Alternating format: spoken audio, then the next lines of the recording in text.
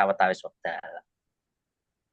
Nah, sasampunipun menika unjuk dahar sawetawis, lerem sawetawis, saweg, mangke saking pihak tamu menika katuran ngendika menapa ingkang dados gatining sedya. Nah, sasampunipun lajeng mangke saking pihak keluarga menika ingkang jawab utawi paring wangsulan. Nah, menika contoh saking panglamar tumrap calon pengantin putri. Bila menawi wonten HP menika tulisanipun alit-alit, nah syukur bage kalau wingi sampun dipun print menapa ingkang pun aturaken. Contoh panglamar calon panganten putri.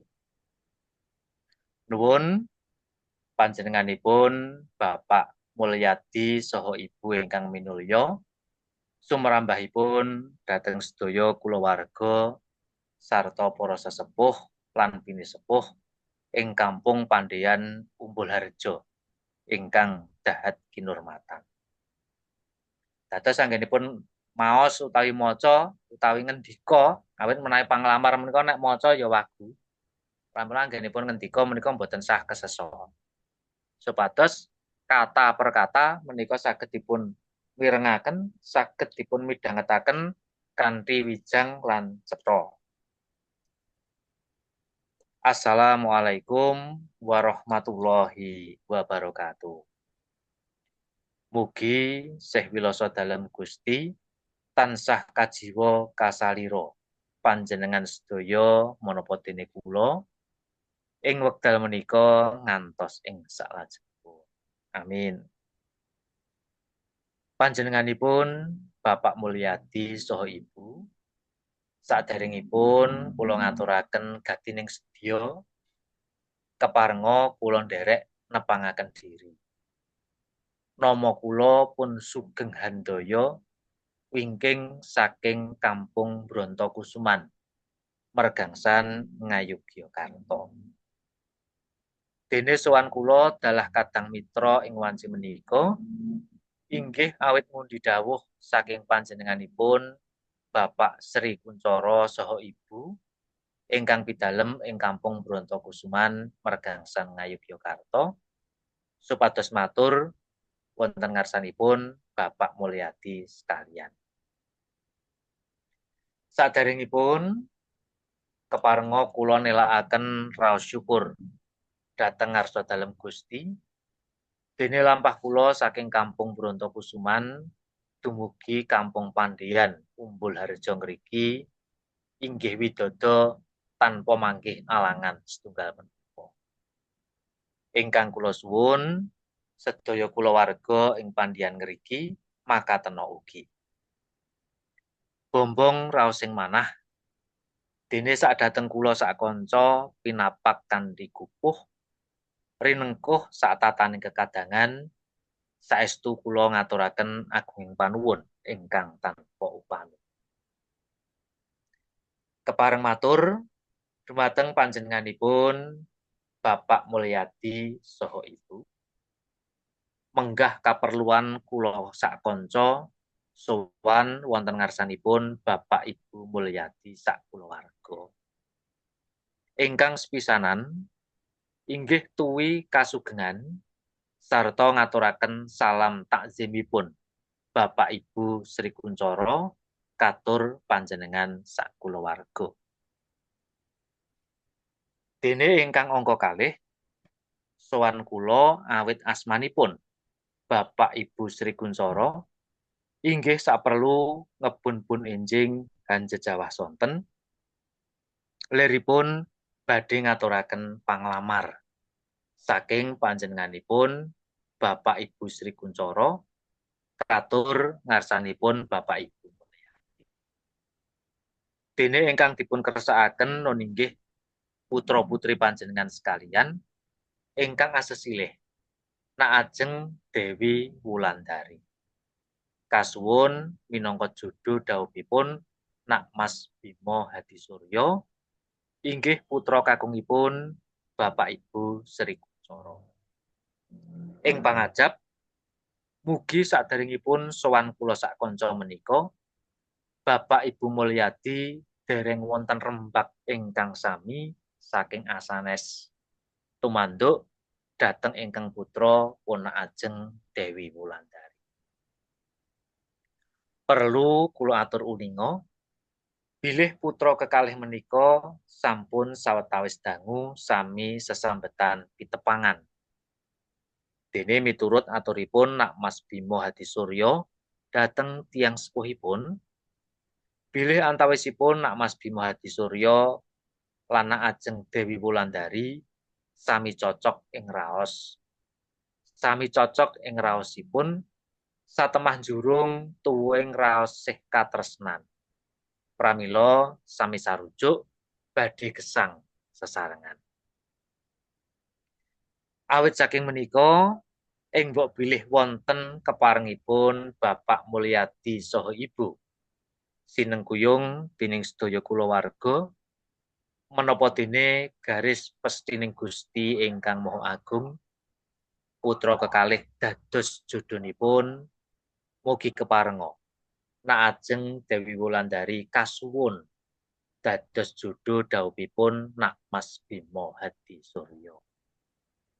Makaten ancasing sedya sowan kula sakanca mugi atur kula menika sageta katampi kanthi sae lan kinabulaken. Ing wasana kiranging trapsila lan subasita anggen kula matur mugi keparenga panjenengan hangluberaken sih samudra pangaksama. Matur nuwun. Wassalamualaikum warahmatullahi wabarakatuh. Nah, menika contoh cekak utawi contoh sederhana saking panglamar. Nanging ugi wonten panglamar menika ingkang ngantos detil, liripun detil ngaten. Sowan kula menika ingkang sepisanan ngaturaken salam takzim. Lajeng angka kalih menika nyuwun pirsa langkung rumiyin. Nyuwun pirsa menapa leres panjenengan kagungan yoga putri sesilih Nak Ajeng Dewi Wulandari. Wabilih makaten rumiyin atur kula mugi keparenga paring wangsulan. Dados setiap pertanyaan kudu diwangsuli sik. Menika wonten ingkang kados ngaten. Ajeng saking duta saraya ngrika tuan rumah nggih pancen leres Bapak Mulyadi menika gadah yoga putri sesilih Nak Ajeng Dewi Wulandari. Lajeng kersanipun bali ning menapa sing nglamar melih. Nggih menawi ngaten leres sowan kula mboten sisip keparenga kula ginyuwun pirsa salajengipun menapa saderengipun sowan kula sakanca menika sampun wonten rembag saking kulawarga sanes magayutan kalian Nak Ajeng Dewi Wulandari. Mugi keparenga paring wangsulan. Kono mangsuli sik pihak tuan rumah. Oh, dereng. Nah, bali nang nggone tamu meneh. Menawi dereng keparenga kula ngaturaken panglamar. Wonten ingkang kados ngaten. Dados menapa remit sangat anggenipun menggalih. Lah menika betahaken upaminipun wonten kanca MC menika nggih kanca MC ingkang titis saestu. Nah, menika lamaran ingkang sederhana ingkang kula aturaken. Awalan nggih menika wau nuwun panjenenganipun Bapak Mulyadi saha Ibu ingkang minulya. Ingkang minulya, boten ingkang kula mulyakaken. Nggih wonten tembung salah kaprah kala wingi ingkang minulya. Nek kula mulyakaken tegesipun Bapak Ibu Mulyadi menika kondisi kurang baik terus digawe luwih apik. Nah menika kula mulyakaken. Sumrambahipun dhateng sedaya kulawarga sarta sesepuh lan pinisepuh ing Kampung Pandian Umbul Harjo ingkang dahat kinurmatan. Sesepuh pinisepuh. Napa pinisepuh se lagi sesepuh nek kula padha mawon. Dados nek sesepuh menika pemangku wilayah, nek pinisepuh pancen sing yuswane pun sepuh. Dados sing disebutke pemangku wilayah rumiyin lagi isine. Wadahe sik lagi isine. Ing Kampung Pandian Umbul Harjo ingkang dahat kinurmatan. Dahat nopo dahat, Mas? Nganggo DH. Dahat nopo dahat menika sami. Dahat nggih saged, dahat nggih saged. Satuhu menika sami. Mugi saksampunipun salam. Assalamualaikum warahmatullahi wabarakatuh. Mugi sefiloso dalam Gusti tansah kajiwa kasalira panjenengan sedaya menapa dene kula wiwit ing wekdal menika ngantos ing salajengipun. Amin. Nah, saksampunipun menika minangka caing tata cara nggih nepangaken diri rumiyin. Panjenenganipun Bapak Mulyadi saha Ibu sadaringipun kula ngaturaken gatining sedya. Gatining sedya menika apa yang dimaksud? Maksud kedatangan menika gatining sedya keparenga kula nderek nepangaken diri, memperkenalkan diri. Nama kula pun Sugeng Handoyo. Menika kanthi nyebut nama boten asma ya. Karena nek nganggo asma, asma kula Sugeng Handoyo tegese mengangkat diri sendiri. Ngunggulke awake dhewe. Asma menika dienggo wong liya. Panjenengan asmanipun sinten? Derek pitepangan nama kula Sugeng Handoyo. Asma panjenengan sinten? Nggih, monggo Mas Andri. Umpami nami, Pak. Umpami nami kula. Oh, nggih, nggih. menika saged. Nggih. Dudu asma. Nggih. Nama kula Sugeng Handoyo, wingking saking Kampung Brontokusuman, Mergangsan, Ngayogyakarta. Wingking menika sing dikarepke asal.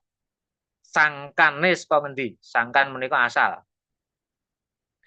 Dene sowan kula dalah kadang mitra ing wanci menika inggih awit mundi dawuh saking panjenenganipun Bapak Sri Kunchara saha Ibu ingkang ugi pidalem ing Kampung Brontokusuman, Mergangsan, Ngayogyakarta supados matur wonten ngarsanipun Bapak Mulyadi sekalian.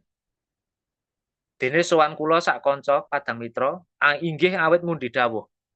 Karena mengemban tugas boten perlu kanthi tembung nun inggih awit saking awrating awrat mundi dawuh saking Bapak Sri Kunchara. Menawi mawi tembung awrating awrat menika seakan-akan menika kaya le tindak iki terpaksa. Seakan-akan le tindak niki terpaksa. Dados ana tembung awrating awrat. Nyangkul ayan. Dadi seakan-akan le nampa ayan menika terpaksa. Dados boten perlu mau tembung awrating awrat. Lajeng kemawon inggih awit mundi dawuh saking panjenenganipun Bapak Sri Kunchara saha Ibu ingkang pidalem ing Kampung Brontokusuman, Mergangsan, Ngayogyakarta supados matur wonten ngarsanipun Bapak Mulyadi sekalian. Nah, sasampunipun menika asung pangalembana dhateng kawontenan. Sadaringipun keparenga kula nelakaken raos syukur dhateng ngarsanipun Gusti dene lampah kula saking Kampung Brontokusuman dumugi Kampung Pandhian Umbulharjo ngriki, boten mriki ning ngriki. Ora nganggo M ning nganggo eng. Ngriki menika menunjukkan tempat. Nek mriki menika kata kerja kesini. Mriki menika kesini. Nek ngriki tempat ini. Inggih widodo tanpa manggih alangan setunggal menapa. Ingkang kula suwun sedaya kulawarga ing Pandhian ngriki makatena ugi. Bombong raos sing manah dene sak dateng kula sak kanca, sak dateng sak teka begitu datang terus disambut sak dateng kula sak kanca. Mboten sak rawuh kula. Nek sak rawuh kula kurang pas malahan. Karena tembung rawuh menika dienggo wong liya, ora dienggo awake. Sak dateng kula sak kanca pinapak kanthi puh rinengkuh sak tataning kekadangan. Saestu kula ngaturaken agunging panuwun ingkang tanpa upah. Kepareng matur dumateng panjenenganipun Bapak Mulyadi saha Ibu menggah kaperluan kula sak kanca sowan wonten ngarsanipun Bapak Ibu Mulyadi sak kulawarga. Sowan kula sak kanca, mboten sak rencang. Awit Kanca menika nggih kanca, nek rencang menika pembantu, rewang. Rewang menika pembantu. Dados trepipun nggih sak kanca. Ingkang sepisanan, nah ingkang sepisanan menika yang pertama kali. Menawi ingkang sepisan menika tegese hanya sekali. Sepisan kalian sepisanan menika beda. Sepisan menika sekali, nek sepisanan yang pertama kali. Ingkang sepisanan inggih tuwi kasugengan sarta ngaturaken salam takzimipun Bapak Ibu Sri Kuncoro katur panjenengan sak kulawarga. Tuwi kasugengan. Tuwi kasugengan menika ya menapa tentang kesehatan, keselamatan. Dados sugeng menika tegesipun langkung wiyar tinimbang hanya sekedar hidup. Awit menawi wonten ingkang pamanggih selamat menika rak wilujeng to Mas.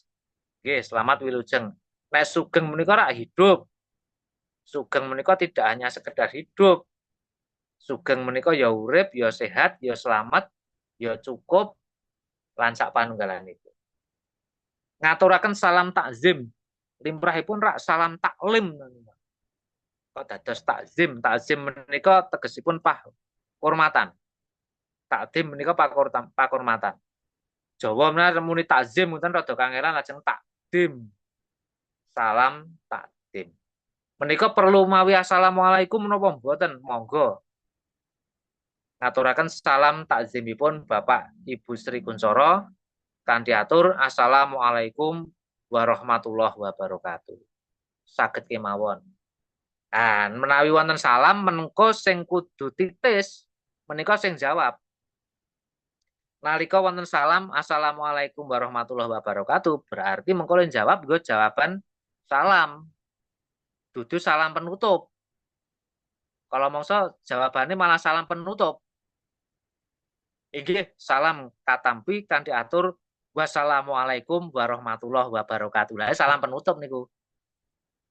Nah jawab ngaturaken salam kanthi assalamualaikum warahmatullahi wabarakatuh berarti ben jawab waalaikumsalam warahmatullahi wabarakatuh. Dipun tingali, dipun titik anggenipun menapa ngendika menika nganggo salam dilafaske menapa mboten. Menawi dilafaske berarti engko le jawab ya dilafaske. Nek mboten nggih mboten perlu dilafaske. Katur panjenengan sak kulawarga. Nah, kanthi wontenipun kalimat menika tegesipun Bapak Ibu Sri Kuncoro menika mboten rawuh. Dados namung utusanipun ingkang rawuh. Nglamar menika. Dene ingkang angka kalih sowan kula awit asmanipun Bapak Ibu Sri Kuncoro awit asmanipun. Awit asmanipun menika tegesipun atas nama. Atas nama, awit asmanipun. Mboten kok atas naminipun ning awit asmanipun. Bapak Ibu Sri Kuncoro inggih sak perlu ngebun-bun enjing utawi ngebun-bun enjang hanjejawah sonten leripun badhe ngaturaken panglamar. Saking panjenenganipun Bapak Ibu Sri Kuncoro katur ngarsanipun Bapak Ibu Mulyadi. Dados wonten ing mriki mboten perlu tembung ngebun-bun enjing hanjejawah sonten menika dijabarke. Mboten perlu. Upami badhe pun jabarken nggih mboten napa-napa ning mboten perlu. Kecuali ada pertanyaan saking panampi. Nun sewu menika wae tembung ngebun-bun enjing hanjejawah sonten menika tegesipun menapa nggih? Wah nggih sekedap kula tak mbikak kamus rumiyin. Dados menika tembung-tembung ingkang sampun lumrah kalampah kangge menapa lamaran. Nggih. Dene ingkang dipun kersakaken nun inggih putra-putri panjenengan sekalian ingkang asesilih nak ajeng Dewi Wulandari kasuwun minangka judul dawuhipun nak Mas Bimo Hadisuryo inggih putra kakungipun Bapak Ibu Sri Kuncoro. Ing pangajap mugi saderengipun sowan kula sak kanca menika Bapak Ibu Mulyadi dereng wonten rembag ingkang sami saking asanes tumanduk dhateng ingkang putra pun ajeng Dewi Wulandari. Perlu kula atur uninga bilih putra kekalih menika sampun sawetawis dangu sami sesambetan pitepangan. Dene miturut aturipun Nak Mas Bimo Hadisuryo dhateng tiyang sepuhipun bilih antawisipun Nak Mas Bimo Hadisuryo lan Nak Ajeng Dewi Wulandari sampun cocok ing raosipun satemah jurung tuwuhing raos sih katresnan pramila sami sarujuk badhe gesang sesarengan. Nah, tegesipun wonten ing ngriku wonten pangajap. Semoga sebelum kehadiran saya, kedatangan kami, menika belum ada rembuk yang sami dari orang lain. Menika sing dikarepe ngoten.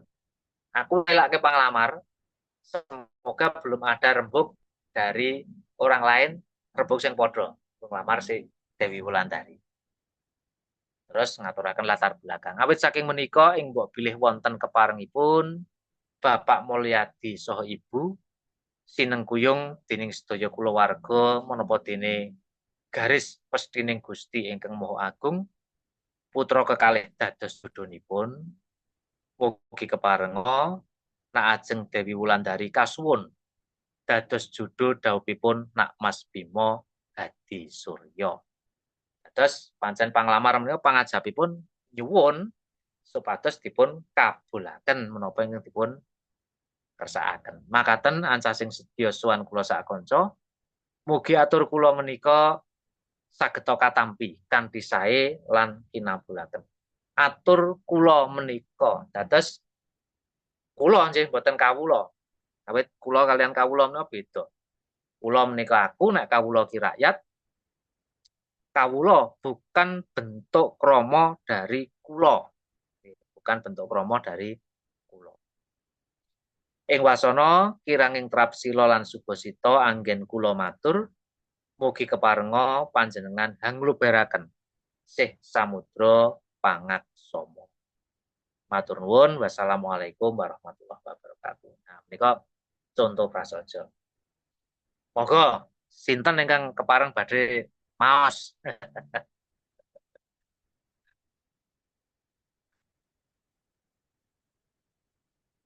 Mas Herman, monggo Mas Herman. Nggih, sendika. Matur nuwun awit sampun wekdal. Nggih. Bismillahirrahmanirrahim. Nuwun panjenenganipun Bapak Mulyadi saha Ibu ingkang minulya. Sumrambahipun dhateng sedaya keluarga sarta para sesepuh lan pinisepuh ing Kampung Pandhian Umbulharjo ingkang dahat kinurmatan. Assalamualaikum warahmatullahi wabarakatuh. Mugi sih wiloso dalam Gusti tansah kajiwa kasalira. Panjenengan sedaya menapa dene kula wiwit ing wekdal punika ngantos ing salajengipun. Amin. Panjenenganipun Bapak Mulyadi saha Ibu saderengipun kula ngaturaken gatining sadya kaparenga kula nderek nempangaken diri. Nama kula pun Sugeng Handoyo. Wingking saking Kampung Brontokusuman, Margangsan, Ngayogyakarta. Dene sowan kula dalah kadang mitra ing wanci menika inggih awit pundi dawuh saking panjenenganipun Bapak Sri Kunchara saha Ibu ingkang ugi pidalem ing Kampung Brontokusuman Margangsan Ngayogyakarta supados matur wonten ngarsanipun Bapak Mulyadi sekalian. Saderengipun kepango kula nelakaken raos syukur dhateng ngarsa dalem Gusti. Dene lampah kula saking Kampung Brontokusuman dumugi Kampung Pandhian Umbulharjo ngriki inggih widodо. tanpa manggih alangan setunggal menapa inggih kula suwun. Sedaya keluarga ing pandhian mriki mekatana ugi. Bombong raos sing manah dene sedateng kula sakanca pinapak kanthi gupuh rinengkuh satataning kadangan. Saestu kula ngaturaken agunging panuwun ingkang tanpa upami.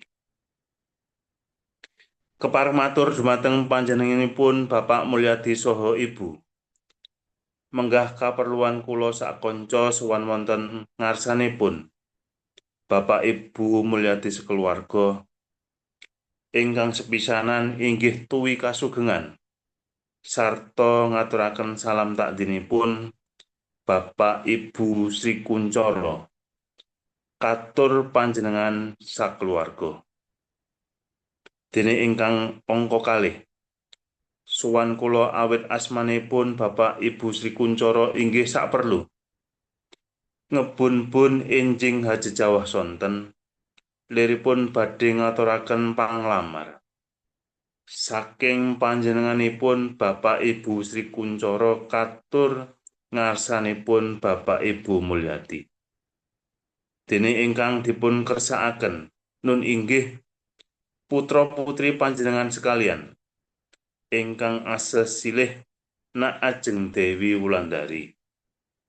Kasuwun minangka judu dawuhipun nak Mas Bima Hadisurya.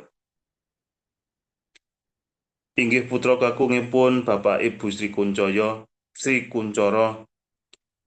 ing pangajap mugi saderengipun sowan kula sakanca punika Bapak Ibu Mulyadi dereng wonten rembag ingkang sami saking asanes. Tumantuk dhateng ingkang putra pun nak ajeng Dewi Wulandari. Perlu kula atur pun sawentawis dangu sami sesambetan pitepangan.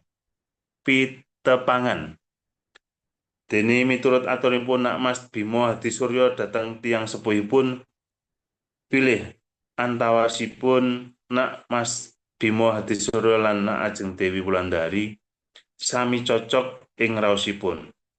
Satemah jurung tuwuhing raos sih katresnan pramila sami sarujuk badhe gesang sesarengan. Awit saking punika ing mbok bilih wonten keparengipun Bapak Mulyadi saha Ibu sinengkuyung dening sedaya keluarga punapa dene garis pestining Gusti ingkang Maha Agung.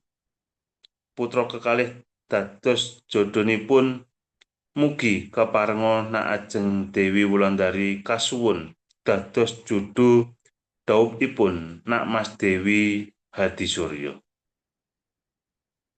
Mekaten ancasing sedya sowan kula sakanca mugi atur kula punika sageda katampi kanthi sae lan kinabulaken. Ing wasana kiranging trapsila lan supasita anggen kula matur mugi keparenga panjenenganipun hangluberaken sih samudra pangutsama. Matur nuwun. Wassalamualaikum warahmatullahi wabarakatuh. Waalaikumsalam. Menika indahipun kathah sangat Mas Herman. Wah, kalau wingi anggenipun maos saking speed 70 km per jam. Menika sampun wiwit napa angleh ngaten ta. Terus nalika panjenengan kedapuk minangka duta wicara menika pancen anggenipun ngendika teledak mawon, boten perlu menapa. Nggih, menika sampun indahipun kathah sanget nalika saking wiwitan kala wingi menika. Nggih, matur nuwun Mas Herman. Pak Zam kepareng nyobi. Nembe watuk niki.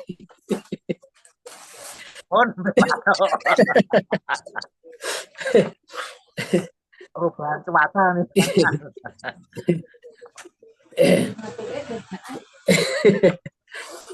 Bismillahirrahmanirrahim.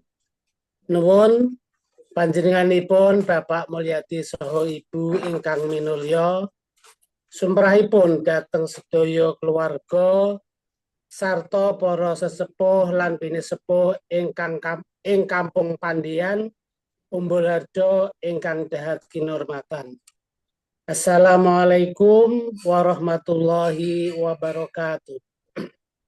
Mugi sih wiloso dalem Gusti tansah kajiwa kasaleryo, panjenengan sedaya menapa dene kula wiwit ing wekdal menika ngantos ing salajengipun. Amin.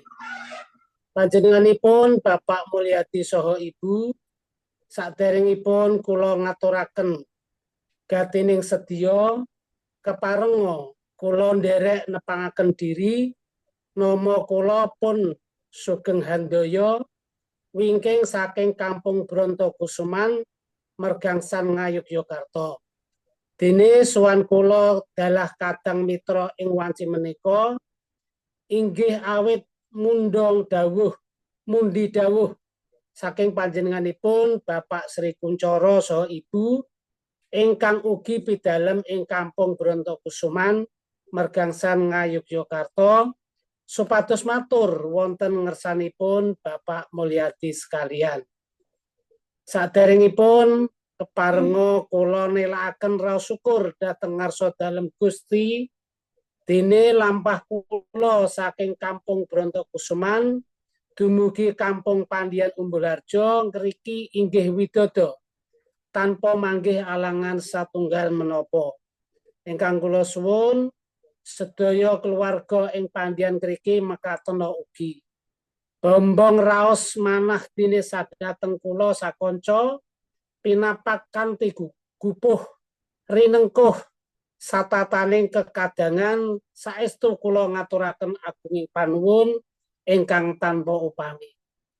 Kepareng matur dumateng panjenenganipun Bapak Mulyadi saha Ibu, menggah keperluan kula sakonco sowan wonten ngasanipun Bapak Ibu sakeluarga ingkang sepisanan inggih tuwi kasugengan sarta ngaturaken salam takdimipun Bapak Ibu Sri Kuncoro katur panjenengan sakeluarga. Dene ingkang angka kalih sowan kula awit asmanipun Bapak Ibu Sri Kuncoro inggih saperlu ngebun-nebun enjing jejawah sonten. Leripun badhe ngaturaken panglamar saking panjenenganipun Bapak Ibu Sri Kuncoro katur ngarsanipun Bapak Ibu Mulyadi. Dene ingkang dipun kersakaken nun inggih putra putri panjenengan sekalian ingkang asesilih nak ajeng Dewi Wulandari kasuwun minangka judul dawuhipun Nak Mas Bima Hadisurya inggih putra kakungipun Bapak Ibu Sri Kuncoro. Saderengipun sowan kula sakonca menika Bapak Ibu Mulyadi dereng wonten rembag ingkang sami saking asa sanes tumanduk dhateng ingkang putra pun ajeng Dewi Wulandari.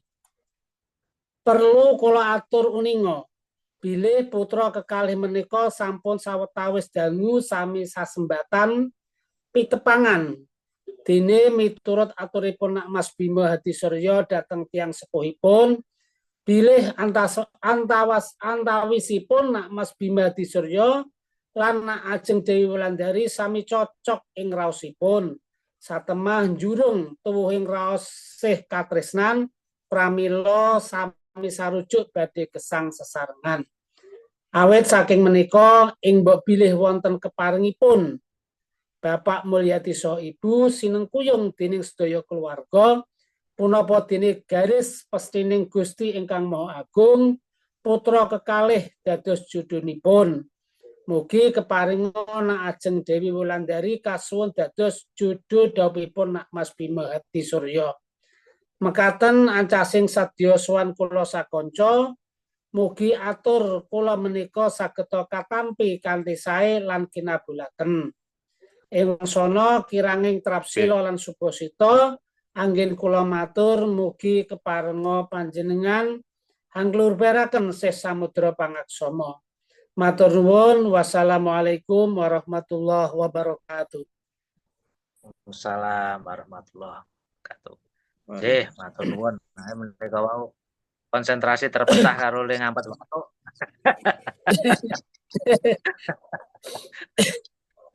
Kula nanti Pak ngalami ngaten menika. Dados selama 4 bulan menika menapa swantenipun ical pamangka jadwal MC pas kathah. Dados le matur mong bisi mikir dicedhake volume dipolke. Nggih mboten dados menawa sambotenipun panjenengan sampun nate wonten grambiyangan gayut kalian pangandika nalika nglamar. Nggih. Pun Mbak Boleh Mas Iksan kepareng. Nggih, Bapak Sendika. Oh. Bismillahirrahmanirrahim. Assalamualaikum warahmatullahi wabarakatuh. Nuwun panjenenganipun Bapak Mulyadi saha Ibu ingkang minulya. Sumrambahipun dhateng sadaya keluarga sarta para sesepuh lan pinisepuh ing Kampung Pandian Umbul Harjo ingkang dahat kinurmatan. Mugi sih wilasa dalem Gusti tansah kajiwa kasalira. Panjenengan sadaya menapa dene kula wiwit wekdal menika ngantos ing salajengipun. Amin. Panjenenganipun Bapak Mulyadi saha Ibu, saderengipun kula ngaturaken gadining sedya keparenga kula nderek nepangaken diri. Nama kula pun Sugeng Handoyo, wingking saking Kampung Brontokusuman, Mergangsan Ngayogyakarta. Dene sowan kula dalah kadang mitra ing wanci menika. Inggih awit mundi dawuh saking panjenenganipun Bapak Sri Kuncoro saha Ibu ingkang ugi pidalem ing Kampung Brontokusuman Mergangsan Ngayogyakarta supados matur wonten ngarsanipun Bapak Mulyadi sekalian. Saderengipun keparenga kula nelakaken raos syukur dhateng ngarsa dalem Gusti dene lampah kula saking Kampung Brontokusuman dumugi Kampung Pandian Umbul Harjo ngriki inggih widodo tanpa manggih alangan setunggal menapa. Ingkang kula suwun sadaya keluarga ing Pandian ngriki makaten ugi. Bombong raos ing manah dene sadateng kula sakanca pinapak kanthi gupuh rinengkuh satataning kekadangan saestu kula ngaturaken agunging panuwun ingkang tanpa upami. Kepareng matur dumateng panjenenganipun Bapak Mulyadi saha Ibu menggah kaparluan kula sakanca sowan wonten ngarsanipun Bapak Ibu Mulyadi sakeluarga ingkang sepisanan inggih tuwi kasugengan sarta ngaturaken salam takzimipun Bapak Ibu Sri Kuncoro katur panjenengan sakeluarga. Ini ingkang angka kalih sowan kula awit asmanipun Bapak Ibu Sri Kuncoro inggih saperlu ngebun-nebun enjing hajejawa sonten liripun badhe ngaturaken panglamar saking panjenenganipun Bapak Ibu Sri Kuncoro katur ngarsanipun Bapak Ibu Mulyadi. Dene ingkang dipun karsakaken nun inggih putra putri panjenengan sekalian ingkang asesilih nak ajeng Dewi Wulandari. Kasuwun minangka judu dawuhipun nak Mas Bimo Hadi Suryo. Inggih putra kakungipun Bapak Ibu Sri Kuncoro. Ing pangajab mugi saderengipun sowan kula sakanca menika Bapak Ibu Mulyadi dereng wonten rembab ingkang sami saking asanes. tumanduk dhateng ingkang putra pun ajeng Dewi Wulandari. Perlu kula atur uninga bilih putra kekalih menika sampun sawetawis dangu sami sesambetan pitepangan. Dene miturut aturipun Mas Bima Hadi Surya dhateng tiyang sepuhipun bilih antawisipun Mas Bima Hadi Surya lan ajeng Dewi Wulandari sami cocok ing raosipun. Satemah njurung tuwuhing raos sih katresnan. Pramila sami sarujuk badhe gesang sesarengan. Awit saking menika ing mbok bilih wonten keparengipun Bapak Mulyadi saha Ibu sinengkuyung dening sadaya kulawarga punapa dene garis pestining Gusti ingkang Maha Agung putra kekalih dados judunipun. Mugi keparenga ajeng Dewi Wulandari kasuwun dados judu dhawuhipun Mas Bima Hadi Surya. Mekaten ancasing sedya sowan kula sakonca, mugi atur kula menika saged katampi kanthi sae lan kinabulaken. Ing wasana kiranging trapsila lan subasita anggen kula matur, mugi keparenga panjenengan hanglubiraken sih samudra pangaksama. Matur nuwun. Wassalamualaikum warahmatullahi wabarakatuh. Waalaikumsalam warahmatullahi wabarakatuh. Ini aja. Pun peningkatannya lumayan Mas Iskan. So, menapa anglehipun wicara sampun yes. Nggih. Kantun dipun kulinakaken kemawon mangke. Nggih, sendika Panggrana dawuh saka masyarakat yes, nggih ngoten mawon. Menika kanggo menapa kanggo jam terbangipun. Nggih, terus boten perlu menapa. Nggih.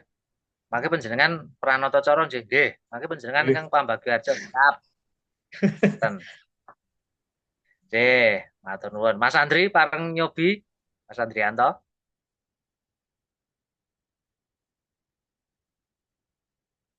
Sekedar Pak mereka nembe bika valipun mata ini pun. Kelalen. Nggih, kalau ini dereng nggih. OTW. Buat pilihan. Kata seperti tahu. Napa pun lajeng akan rombin. Ini kok sawak mbekak dereng. Menyer-menyer. Sekedar. Nggih. Terus gayut kalian Raden. Nggih. Bab panglamar. Contoh nomor 12. Panglamar. Oh, nggih. Nggih, contoh panglamar. Oh, nggih. Nggih. Nggih, monggo.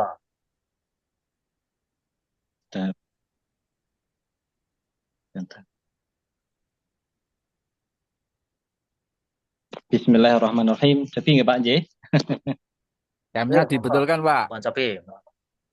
Oh, lah nggih wong sinau ini. Nggih. Jamnya dipaskan nggih, Pak. Nun panjenenganipun Bapak Mulyadi so Ibu ingkang minulya sumrambahipun dhateng sedaya keluarga sarta para sesepuh lan pinesepuh ing Kampung Pandian Umbul Harjo ingkang dhat kinabekten. Assalamualaikum warahmatullahi wabarakatuh. Mugi sih wiloso dalam Gusti tansah kajiwa kasarira panjenengan sedaya menapa dene kula wiwit ing wekdal punika ngantos ing salajengipun. Amin. Panjenenganipun Bapak Mulyadi saha Ibu saderengipun kula ngaturaken gatining sedya keparenga kula nderek nepangaken diri nama kula pun Sugeng Handoyo wingking saking Kampung Brontokusuman Mergangsan Ngayogyakarta. Dene sowan kula adalah kadang mitra ing wanci menika inggih awit mundi dawuh saking panjenenganipun Bapak Sri Kuncoro saha Ibu ingkang ugi pidalem ingkang Kampung Bronto Kusman Margangsan Ngayogyakarta.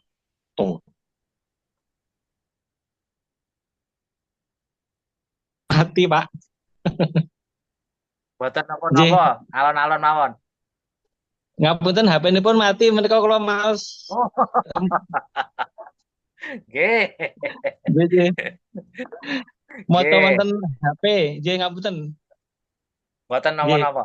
Mangke nggih. saged dipun gladi wonten dalem. Dados kangge gladen menika pancen prayogi panjenengan anggenipun maos menika disuarakan. Disuarakan. Dados boten namung dipun menapa aliran kebatinan, namun dipun batos dados menika dipun suarakan supados ugi kangge gladi artikulasi a i u e o ne do do to tro e i menika kangge gladi pramila dipun swantenaken menika caranipun kangge maos utawi gladi supados kulino kangge pakecapanipun. Nggih, apabila wonten pandangan utawi pangandikan gayut kalian panglamar kejawi saking menapa babasanipun apabila wonten bab sanes monggo.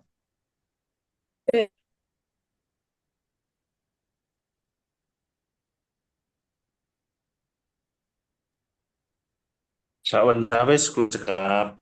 Maturun. Oh, nggih. Nggih, dados ingkang baku panglamar menika boten perlu beto bektan kados dene nalika peningsetan. Dados bektan lamaran menika cekap bektan oleh-oleh kemawon. Nah, bektan oleh-oleh menika ugi boten perlu dipun sebataken nalika pangandika. Dados nalika rawuh ngaten lajeng pun nulungaken ing kagungan dalem menika sekedhik oleh-oleh saking griya. Cekap menika dados memang non formal intinipun kulawarga. Nggih sami to kalian nalika panjenengan mara dayah ngaten lajeng sasampunipun mlebet pun mangkaaken lajeng oleh-oleh pun nulungaken. Boten kok bareng kosek ling ngulungke oleh-oleh nek wedange wis metu sik, mboten ta. Ngenteni wedang metu lagi diulungke oleh-oleh. Boten. Dados menika sipatipun kekerabatan utawi kakulawargan pramila pancen senajan to formal nanging ugi semi non formal kados pundi supados nalika lamaran menika saged sumadulur. Nah, ingkang baku malih nalika lamaran sakmenika nggih, lamaran menika sakmenika paribasan jawabane wis mesti ditampa. Dados antawisipun antawisipun lare menika wis padha dene matur marang tiyang sepuhe. Lah ingkang dipun awekani menika wau menawi kados ingkang kula aturaken kala wingi, kula nate nglamaraken dipun tolak menika kok. Terus kepiye carane supayane swasana menika tetep saged lumampah. Dan nggih wonten pangandikan nek boten wonten kula aturaken kok ilang. Nggih nek boten wonten kula aturaken dhateng Mas Suryono malih saking kula cekapaken kathah tuna tungkaping atur saestu nyuwun pangapunten. Matur nuwun. Assalamualaikum warahmatullahi wabarakatuh. Waalaikumsalam warahmatullahi wabarakatuh. Waalaikumsalam warahmatullahi wabarakatuh. Kula aturaken agung panuwun Pak Faisal yang sampun aturaken ucalan wonten ing dalu menika. Mugi-mugi bapak-bapak sedaya saged nampi pasinaon wonten ing dalu menika kanthi gamblang. Wis ora ana sing takon berarti kan paham. Arek praktek sesuk. Nggih. Pun Insyaallah, Pak. kados pesenipun Pak Faisal Kepala sing kagungan tambahi tugas kemasyarakatan kon nglamarke siap. Nggih. Nggih. Benjang-enjang sonten pinanggih malih pukul 19.30. Oke. Ngaten nggih Pak Faisal, mugi-mugi tidak ada pergantian nggih, betul-betul gantos jadwal Pak Faisal. Nggih. Insyaallah menika ingkang kula aturaken kala wingi. Nggih. Mbok bilih mekaten mangke niki tasih kula rekod insyaallah mangke saged dipun tingali wonten ing link YouTube ya. Dilihat menawi wonten sisipipun dene menawi sampun kagale cekap di kampun. Saged dipun ikuti ugi TikTokipun kursus komputer Jogja India. Mangke bisa mengikuti TikToknya sebagian sudah saya upload di sana. Yang namung kula potong-potong kajengipun menarik orang untuk bertanya. Ternyata nama Pak Faisal itu sudah terkenal seantero dunia. Banyak yang DM, banyak yang DM. Nggih, Nama yang monggo. tercemar, Pak. Iya, Alhamdulillah. Monggo kita pungkasi pertemuan pepanggihan wonten ing dalu punika kita syukuri sesarengan kanthi wawasan hamdalah. Alhamdulillahirabbil alamin. Maturnuwun rawuhipun sedayanipun sugeng pinanggih malih benjang enjang sonten. Assalamualaikum warahmatullahi wabarakatuh. Waalaikumsalam warahmatullahi Waalaikumsalam wabarakatuh. warahmatullahi wabarakatuh. Saya mawon nggih, sugeng istirahat.